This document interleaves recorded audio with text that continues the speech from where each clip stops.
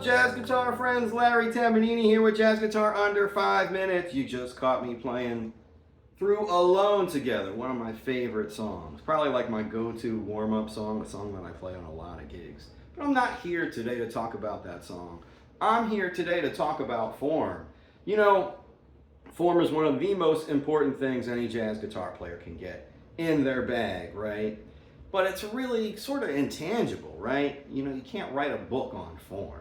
Guitar players will buy anything. You could write a book about the minor conversion concept, the Locrian conversion concept, converting concepts from the Locrian minor conversion conceptual concept, right? Someone will be like, oh, that sounds pretty interesting. But you can have all the concepts you want. If you can't play form, no one's going to want to play with you, and you're not going to be able to play a lot of stuff that like isn't free form. And like that's cool. But if you're trying to play jazz guitar, you're going to have to be able to follow form, right? You know, form is also known by another word, and that is feel. When you break down the elements of what makes a guitar player rhythmically, you know, good, you're thinking about time, feel, and rhythm. And when you're talking about feel, you're talking about form, right? Just being able to know what you're doing. A song like Alone Together is a great example. Why is that?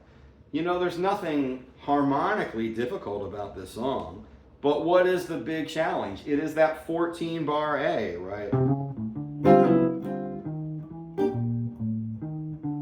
And it's kind of, you know, you can break it down to 8 and 6.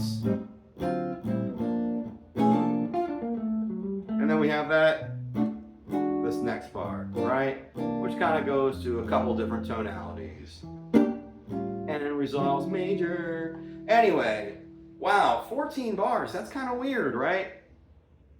Most standards that you play are indeed AABA song forms. That's really important. But they're only 32 bars. This is much more than 32 bars, right?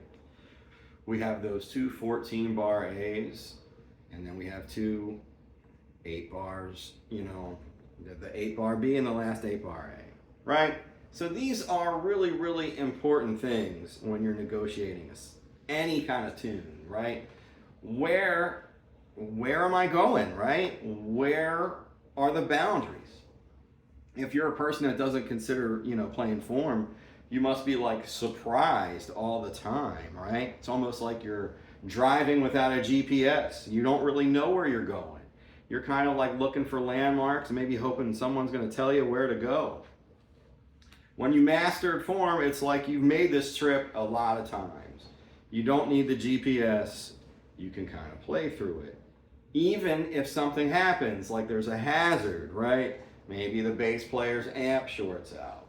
Maybe, you know, something happens, you drop a pick. Anything can happen, right? Drummer breaks a snare, you're not playing. Okay, as long as I know the form, I can hold it together. So, as a guitar player, it can be really hard though. For me, one thing that was really helpful to me was playing just with drummers. I got a lot of stuff together with Byron Landum. He was really not kind in the beginning when we played duo, and I couldn't really play form. I also played a lot of duo with Pepe Marola. He really helped me out, get my stuff together. My friend Bill Aviu, all really, really great drummers that would play duo with me. And, you know, you get to the point of just like being able to, you know, sometimes you're walking a bass line, you know, something I would never do on a gig.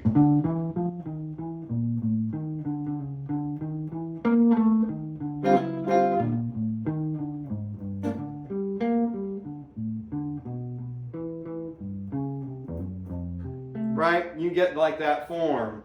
All right, you kind of have to start from the bass, you know.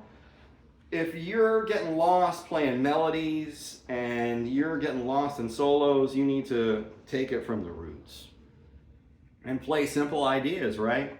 Give yourself a chance to hold on. If you're trying to play like a ton of chops, which is cool if you can, and you find yourself like sort of coming out of your phrases in the wrong spot, you need to slow down. Another thing that's really going to help you with form is trading a lot too, right? If you're playing, if you don't believe me, a tune like Alone Together, it can really turn into a train wreck or a trade wreck. I can't tell you how many times I've played this song with different bands at jam sessions and other situations where everything goes well until the trades, right? Because it's that 14 bar A. Are you going to solo the whole time? Usually you want to have a little jazz sidebar and say like, okay, first time through, I'm going to take 14, you're going to take 14, and then we trade 8s on the way out. Maybe you say, I'm going to do it 8 and 6, right? So these are really, really important things to do. And when you're working on your trading, you know, it's really good in one sense because like you're playing smaller phrases. But what's really happening, especially when you're trading with a drummer, is like you're listening, right? You're listening, and if you're playing with a good drummer, they're really the masters of form. They're going to mark everything for you.